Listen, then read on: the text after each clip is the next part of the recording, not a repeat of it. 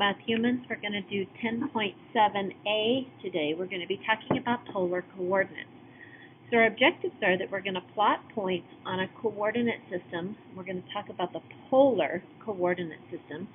And then we're going to convert between polar and rectangular form. And we will do this a lot in the next couple of sections.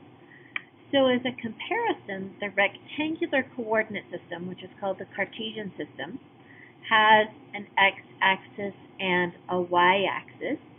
This is my origin, and I know I'm telling you stuff that you've known for a long time, but I'm about to blow your socks off. So then I have these cute little rectangular coordinate systems, and when I plot, I'm going to graph x and then y. So in this one, I graph x first, and then y. In the polar coordinate system, I'm graphing on a vertical and horizontal axis, but now my grid is determined by circles, or circles with a diameter. So this would be 1, 2, 3, and 4, okay, or it could be other values. The point is going to have coordinates r, theta. The horizontal axis is your polar axis. The origin is your pole. The cool thing about graphing polar coordinates is we graph theta first, then we graph r. So I just want to show you an example. So I'm going to turn my calculator and I'm going to go to my mode. Notice that I put my calculator in polar mode.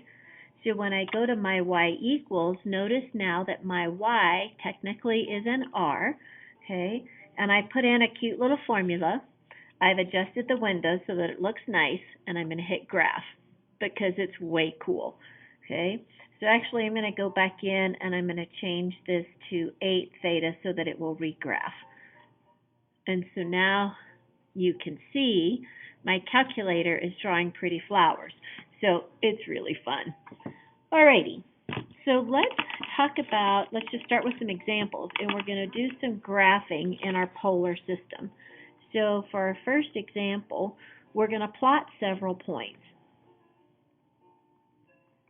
Now I will give you polar graph paper. You can also just generate it yourself. It's fairly easy because you'll see what I'm going to do. 5 pi over 4. So when I graph, I'm going to draw my little system, okay? So 5 pi over 4, remember 1, 2, 3, 4, 5. I'm going to draw a line. This is 5 pi over 4. And then I'm going to draw a series of arcs. So instead of drawing the full circle, I'm just going to draw arcs. So there's 1, 2, and 3. And so this would be the point 3, and then 5 pi over 4. You can draw the whole circle, and I will put up in our Canvas some graph paper that you can use, but you can also do it like this. The second one, we're going to graph 3 and a negative pi over 6. Okay, so again, I'm going to draw my coordinate system. Pi over 6 is, the negative pi over 6 is right here, so I'm going to draw that line. Here's my negative pi over 6. My radius is 3, so again, I'm going to draw 1, 2, 3 arcs, and there's going to be the point 3, negative pi over 6, okay? So maybe we label this point A, and we label that point B, okay? For C, I'm going to have a negative 3, 5 pi over 4. I'm going to sketch. 5 pi over 4 is over here. And this is where polar coordinates gets really entertaining. So 5 pi over here is here, but notice that I have a negative radius. And you can have a negative radius, negative radii, sorry about grammar, in polar coordinates. So if I have a negative radius, it's going to take me 180 degrees across the circle. So I'm going to write 180 degrees across the circle, okay? Well, remember that 180 degrees is a straight line. So if I go 180 degrees across the circle, I'm going to get here, and then my radius is going to be 1, 2, 3. So this is the point, negative 3, 5 pi over 4, okay? Does that make sense? I think that's kind of cool. All right. You could also label this point as a positive 3 and pi over 4. Okay, so both of those would get you to the correct location. Alrighty, I have one more of these, so let's do D, and I'm going to have a negative 3 and a negative pi over 6. So remember, I always start with my angle first. So this is going to be my negative pi over 6. I'm going to go a negative radius, so I'm going to go 180 degrees across the circle, and then 1, 2, 3. So there's going to be the point. So I'm going to label that point D as in David. I could label it a negative 3 negative pi over 6, or I could label it with a positive 3 and a 5 pi over 6. Okay, so this is where having a really solid knowledge of your unit circle is super helpful. All right, example number 2. I want to plot the point, and we're going to be given the point 3 negative 3 pi over 4, and I want to find additional polar representations.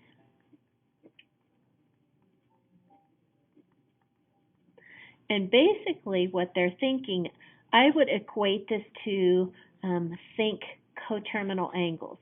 So basically it's another way of getting to the same location. So I'm going to start here. So as I draw my coordinate system, a negative 3 pi over 4 is 1, 2, 3. It's right here. I have a positive radius, so I'm going to go 1, 2, 3. This is my negative 3 pi over 4, and there's my point. Okay. Another way of getting there would take the positive rotation. So this is pi. This would be 5 pi over 4. So I could do 5 pi over 4 and a positive radius 3. Okay. I could do I could go the complete opposite direction, so I'm going to draw it this way so you can see there's 180 degrees across the circle. So I could do pi over 4 and then have a negative radius, because if I have 1, 2, 3 and a negative, that's going to take me 180 degrees to the opposite side of the circle. And then I could get really crazy and take a lap. And so maybe I have 3 and a negative 11 pi over 4.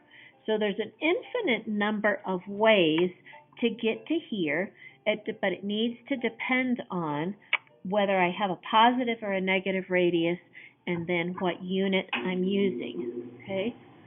So the next thing that we're going to talk about are coordinate conversions. So converting between rectangular and polar. Okay, we're going to remember our identities where sine squared x plus cosine squared x is 1. I'm going to write down that the tangent of theta is y over x, the sine of theta is y over r, and the cosine of theta is x over r. So now you understand why when we learned our trig in the beginning of chapter 4, I told you it was important to be able to use y's, x's, and r's instead of opposite over adjacent, because this is going to help us do our conversions. Okay? Your conversion factors, as you will, are going to be x is equal to r cosine theta. I can get that just by cross multiplying, and y is going to equal r sine theta. Okay? All right, so let's do an example. Example, let me get a clean piece of paper. Example number 3. I want to convert to rectangular coordinates. All right, so we're going to do several of these. A, we're going to be given 2 pi. Remember that this is the radius and this is theta. So I'm going to use my conversion factor. X is equal to r cosine theta, and y is equal to r sine theta. So x is going to equal the radius times the cosine of pi. Y is going to equal the radius times the sine of pi. The cosine of pi is a -1, so it's 2 times the -1. The sine of pi is 0. And so I'm going to get x is a negative 2, y is equal to 0. So my coordinates xy are going to equal negative 2, 0. So that wasn't so bad. We could also write that this equals 2 and pi. So either way would be appropriate for reporting. For the second one, I want to have radical 3 and pi over 6. So again, my x is r cosine theta, and y is r sine theta. So x is going to be the radius times the cosine of pi over 6, and y is going to equal the radius radical 3 sine pi over 6. Sketch my quick drawing. Pi over 6 is a 30, so this is 1 radical 3 and 2. So x is going to equal radical 3 times radical 3 over 2. And y is going to equal, here's the radical 3, the sign is a half. So my x is going to be 3 over 2 because a radical times a radical is what's underneath. And y is going to equal radical 3 over 2. And then I'm going to write my coordinates are 3 halves and radical 3 over 2. And there we go. So it's actually really pretty simple, but it's kind of an entertaining process. All right, I have just one more example for us. We're going to go the opposite direction. So for example number 4, I want to convert from rectangular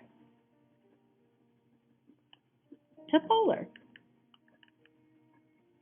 Alrighty, so for A, I'm going to have negative 1, 1. So those are my rectangulars. So this is x and y. Okay, so to go from rectangular to polar, sometimes it's just easiest to plot the points. So if I graph this point, here's a negative 1, 1. So then my radius is radical 2. My theta is going to be 3 pi over 4. So my polar coordinate is going to be radius radical 2, theta 3 pi over 4. Okay, that was pretty easy. And then for B, I'm going to have negative 1 radical 3. Again, this is my x and y. I'm going to graph it. It's going to be in the same quadrant. I guess I should have picked it better. My y is radical 3. That means the radius is 2. Theta, opposite of radical 3 is a 60. So theta is 2 pi over 3. So my polar coordinates are going to be 2 and then 2 pi over 3. So that was kind of cool.